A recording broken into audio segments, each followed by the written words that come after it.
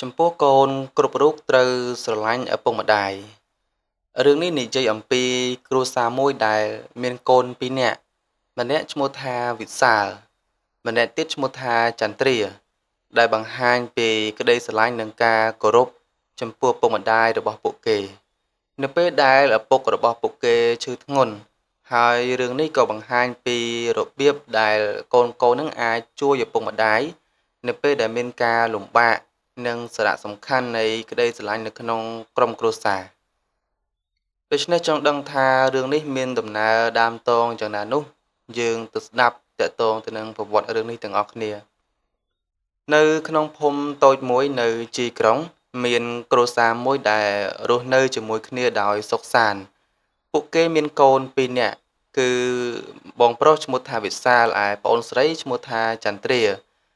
ឪពុកឈ្មោះសុខាដែលជាគ្រូបង្រៀននៅសាលាបឋមសិក្សានៅក្នុងសង្កាត់មួយហើយម្ដាយវិញមានឈ្មោះថាអ្នកស្រីសុមាលីដែលជាអ្នកលក់បន្លែនៅផ្សារជីវិតរបស់ពួកគេមិនសូវមានភាពងាយស្រួលប្រមាណទេ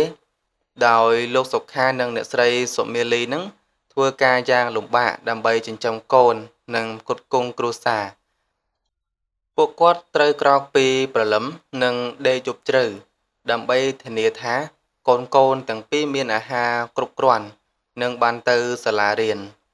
វិសាជាកូនប្រុសច្បងដែលមានអាយុ15ឆ្នាំគាត់ជាក្មេងឆ្លាតវៃនិងខិតខំរៀនសូត្រគាត់យល់ពីការលំបាករបស់ពុកម្ដាយនិងតែងតែជួយការងារផ្ទះនៅរៀងរាល់ព្រឹកមុនពេលទៅសាលារៀនគាត់ជួយម្ដាយរៀបចំអាហារនិងបោកគក់សម្លៀកបំពាក់ចំណែកឯពេលល្ងាចគាត់ជួយមើលថែប្អូនស្រីខណៈពេលដែលឪពុកម្ដាយនឹងទៅធ្វើការចំណែកឯចន្ទ្រាជាកូនស្រីពៅដែលមានអាយុ10ឆ្នាំនាងជាក្មេងស្រីរស់រាយនិងស្រស់ស្អាតហើយនាងចូលចិត្តលេងជាមួយមិត្តភ័ក្តិនិងរៀមច្បងទោះបីនាងនៅក្មេងតែនាងក៏ចូលចិត្តជួយម្ដាយនៅផ្ទះនាងរៀបចំបន្ទប់របស់នាងនិងជួយលាងចានបន្ទាប់ពីញ៉ាំអាហាររួចនៅ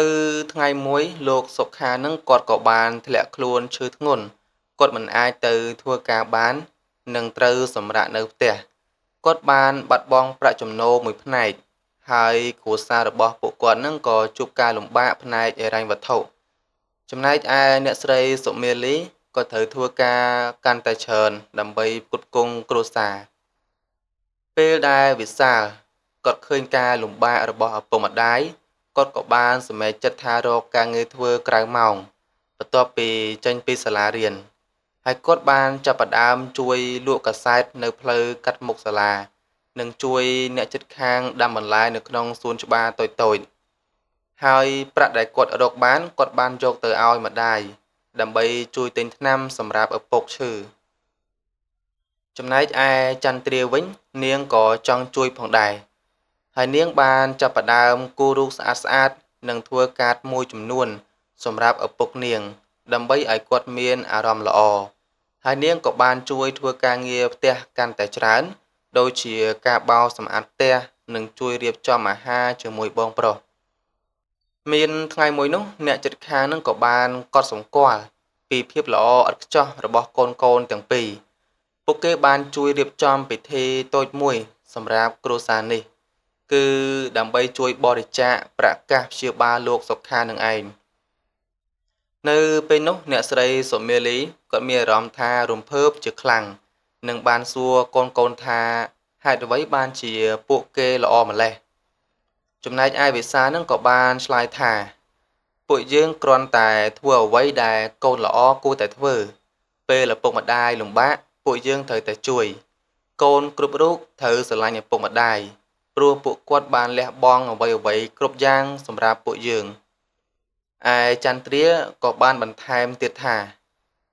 ពុកម៉ែតែងតែមើលថែពួកយើងពេលដែលពួកយើងឈឺហើយឥឡូវនេះឪពុកធ្លាក់ខ្លួនឈឺពួកយើងត្រូវតែមើលថែគាត់វិញម្ដងនេះហើយដែលហៅថាជាគ្រួសារលោកសុខានៅពេលដែលគាត់បានស្ដាប់ពាក្យទាំងនេះហើយទឹកភ្នែករបស់គាត់ក៏ហូរចេញមកហើយគាត់មានមោទនភាពណាស់ចំពោះកូនរបស់គាត់ដឹងថា ទោះបីជាពួកគេមិនសូវមានលុយកាក់ច្រើនក៏ពិតមែនប៉ុន្តែគ្រួសាររបស់គាត់សម្បូរទៅដោយក្តីស្រឡាញ់និងការគោរពកន្លងទៅបានជាច្រើនខែលោកសុខាគាត់ក៏បានជាសះស្បើយពីជំងឺហើយគាត់ក៏អាចត្រឡប់ទៅធ្វើការវិញបានធម្មតា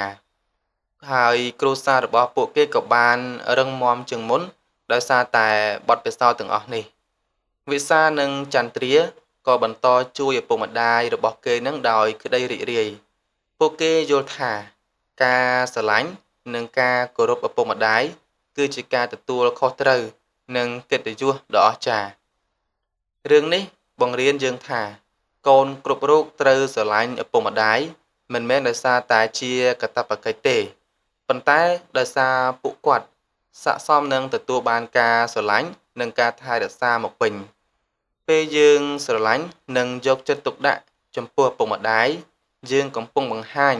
ពីការដឹងគុណចំពោះអ្វីៗដែលពួកគាត់បានធ្វើសម្រាប់យើងនេះគឺជាមេរៀនដ៏មានតម្លៃដែលត្រូវចងចាំជានិច្ច